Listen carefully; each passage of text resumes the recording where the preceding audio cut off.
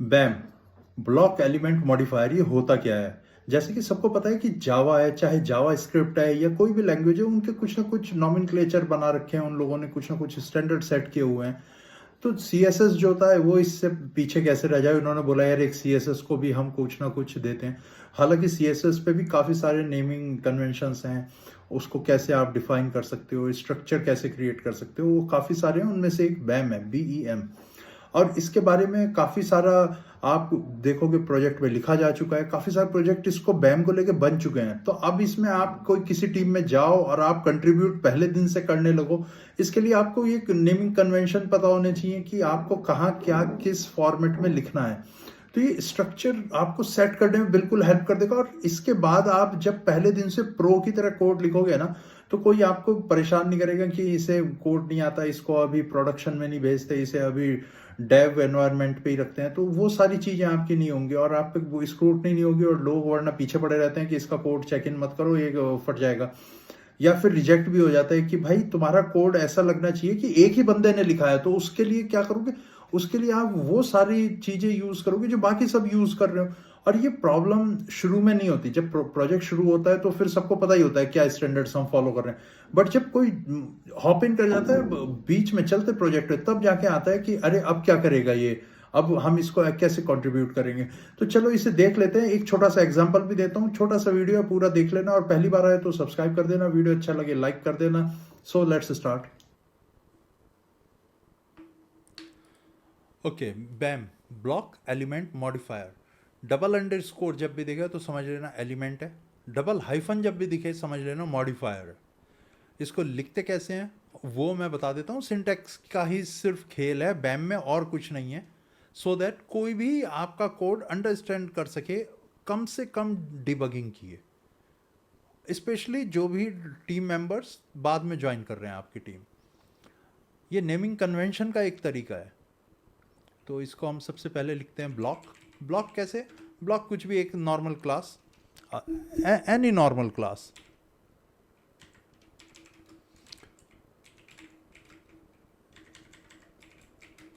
Normal class वो let's say block के नाम से रख दिया। इसके बाद आता है एलिमेंट। एलिमेंट HTML में सारी चीज़ें एलिमेंट होती हैं, चाहे आपका फॉर्म है, चाहे आपका H1 है, चाहे आपका बॉडी है, ये सब एलिमेंट हैं। जितने भी टैग्स हैं उनको एलिमेंट ही बोलते हैं। इसको आप inside a class inside block। इसके बाद आता है मॉडिफायर। अब मॉडिफायर क्या है? ये भी एलिमेंट की क्लास होती है, बट ये एलिमेंट का बिहेवियर डिसाइड करती है। A class decides behaviour of element. Syntax, अगर सिंटैक्स की बात करें तो ब्लॉक तो आपका नॉर्मल एक क्लास होगी, नॉर्मल क्लास। एलिमेंट, जो एलिमेंट को आप क्लास देना चाहो, जैसे यहाँ पे हम दे देते हैं हेडिंग। बट ये सिर्फ हेडिंग नॉर्मल सिनेरियो में तो सही था, बट यहाँ पे इसे ऐसे रखना पड़ेगा, डबल अंडरस्कोर हेडिंग। ये सिंटैक्टिकली हम इसे ऐसे रिप्रेजेंट करते हैं। अब इसके बाद आता है मॉडिफायर। मॉडिफायर कैसे लिखोगे आप? Class double score heading double hyphen, let's make it blink. Blink कर रहा है, तो ये आपका मॉडिफायर हो गया। अब इसे पढ़ना चाहो तो बहुत आसान है। इस क्लास को मैं फ़िलहाल के लिए सपोज करो लॉगिन कर देता हूँ। तो लॉगिन है, लॉगिन एक रैपर आ गया, उस रैपर के अंदर एक हेडिंग है। तो मैं सिर्फ ये देख के बता दूंगा कि ये लॉगिन की हेडिंग है। मेरे को ना बाहर देखने की ज़रूरत, ना अंदर देखने की ज़रूरत, सिर्फ ये देखूंगा इस क्लास को और बता दूंगा ये काम क्या करती है। जैसे ही मैं इसे देखूंगा तो मैं समझ जाऊंगा लॉगिन एक ब्लॉक है, उसके अंदर जो हेडिंग है वो ब्लिंक कर रही है बिकॉज ऑफ दिस। तो बहुत ईजी हो जाएगी डिबगिंग। इसको अगर आप सिंटैक्स देखना चाहो तो वो सिंटैक्स में लिख देते हैं, इसमें कोई बहुत बड़ा खेल नहीं है, बहुत इजी है। HTML5 ले लेते हैं, बैम,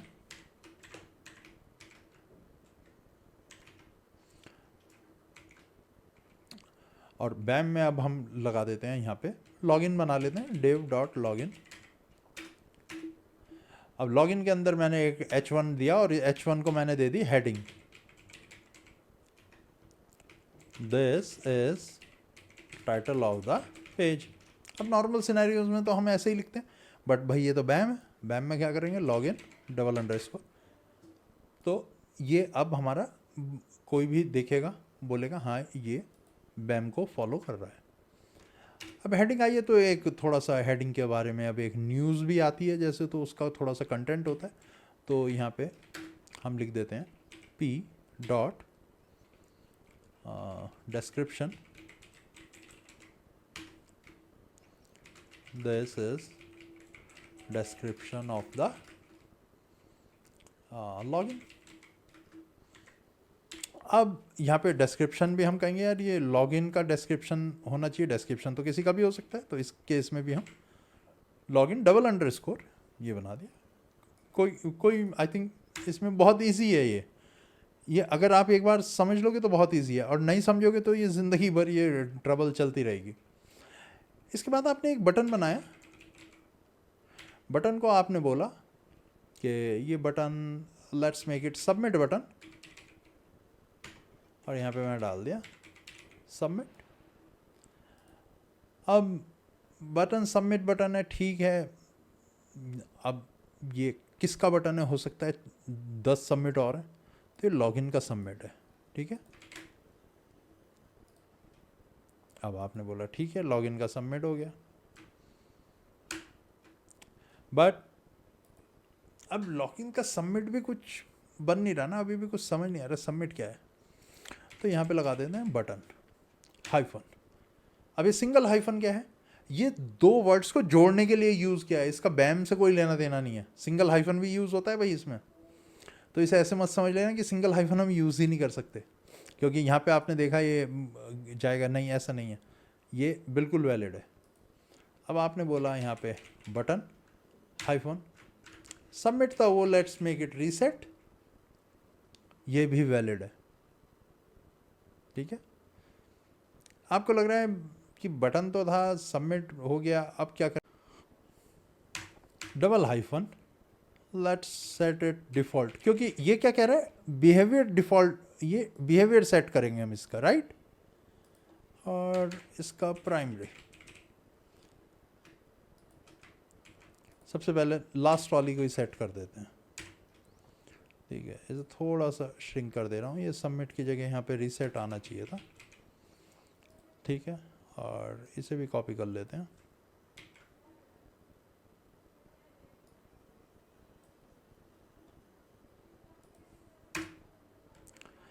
अब ये थोड़ा सा कंफ्यूजिंग लग रहा होगा सबमिट और रीसेट, है ना। इसे हटा ही देता हूँ मैं एक सेकंड के लिए, इसकी जगह बटन डिफ़ॉल्ट, और ये अभी फ़िलहाल के लिए सिर्फ इतना लेके चलते हैं।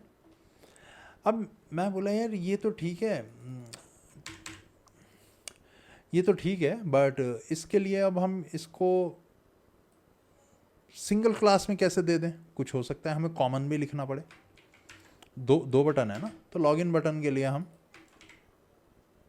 ऐसे करके हमने 2 लॉगिन बटन बना दिए। पहली क्लास क्या लिखी हमने, login button default, login button primary. This is how we use the classes. अगर क्लासेस नहीं लगानी आती तो कुछ और करो, कोड वोड करना मत बंद करो तुम CSS में, पहले जाके CSS पढ़ लेना, हाँ ठीक है।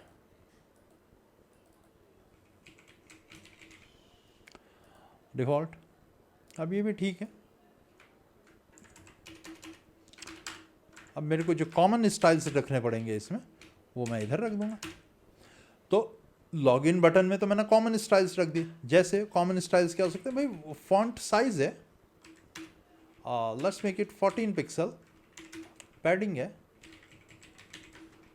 पैडिंग में कर देता हूँ 4 पिक्सल ईच, ठीक है। एंड ठीक है, ये सब सही है। अब डिफ़ॉल्ट का क्या करता हूँ मैं, कलर यहाँ से सेट कर देता हूँ कि भाई डिफ़ॉल्ट है तो इसे थोड़ा सा ग्रे कर देते हैं। अब प्राइमरी है तो इसे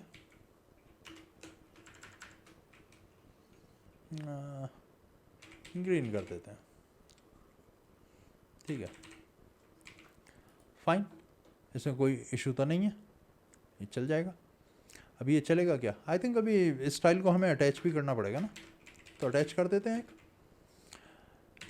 href आगे css/style.css, अरे यार, और rel style sheet self closing tag है, सेव कर देते हैं। अभी हमने क्या करा, अभी सिर्फ इन दो का करा है, ये अभी रह गए हैं।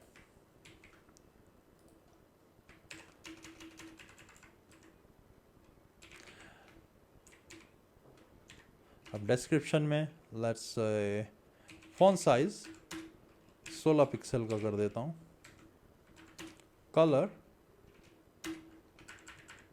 थोड़ा सा लाइट ग्रे दे देते हैं,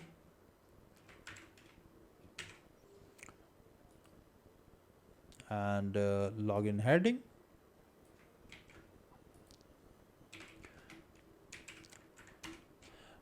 में हम डाल देते हैं font size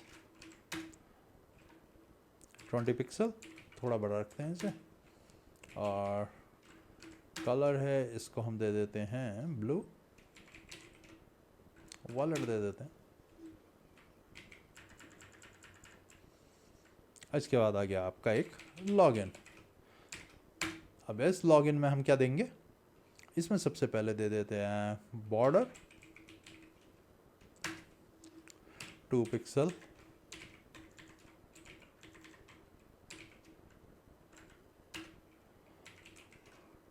border radius 10 pixel, and max width दे देते हैं 300 पिक्सल, सेव कर देते हैं। एक बार डिस्पोज ऑफ करके इसे, हो गया, चल गया क्या, आ गया, ठीक है। यही दिया था हमने, वॉलेट दिया था, इसको लाइट ग्रे दिया था, black and green, this is what we have done. और ये इतनी कहानी है इसकी। आपको मैंने वो बताने की कोशिश करी थी कि अगर बटन, जैसे माई बटन लिखना है तो माई हाइफन बटन, तो ये जब बड़े बड़े नाम आ जाते हैं उनको ब्रेक करते हो ना आप, है ना, तो उसको हाइफन आप यूज़ कर सकते हो, अंडर स्कोर भी यूज़ कर सकते हो। कुछ जगह आपको शुरू में डबल अंडर स्कोर देखने को मिलेगा, हो सकता है ये लॉगिन जो है ये आपको ऐसे देखने को मिल जाए, कंफ्यूज मत होना, ठीक है। तो ये आपको चेक करना पड़ेगा। कई बार ब्लॉक के अंदर भी ब्लॉक हो जाते हैं, तो ऐसा नहीं है कि अब लॉगिन के अंदर जितने आएंगे सब इस तरह से आएंगे, लॉगिन के अंदर भी आपको हो सकता है, क्योंकि लॉगिन एक ब्लॉक है ना, ब्लॉक के अंदर तो और भी ब्लॉक आ सकते हैं। वही सिंपल सा रूल है HTML का, ब्लॉक लेवल एलिमेंट क्या है, जो इनलाइन और ब्लॉक दोनों को होल्ड करे, तो वही यहाँ पे भी रूल अप्लाई कर सकते हो आप, ठीक है। बाकी आप थोड़ा सा इस पे काम करोगे तो आपको और बेटर अंडरस्टैंडिंग होगी, बट यहाँ पे सिंटैक्टिकली मैं समझाने की कोशिश करी, इसके अलावा ना कम है ना ज़्यादा है, काम आपका बराबर समझ में आ जाएगा। और इंटरव्यू में पूछते हैं ये क्वेश्चन, पहली बार आए हो तो भाई सब्सक्राइब कर लेना और लाइक कर देना वीडियो को। Thank you.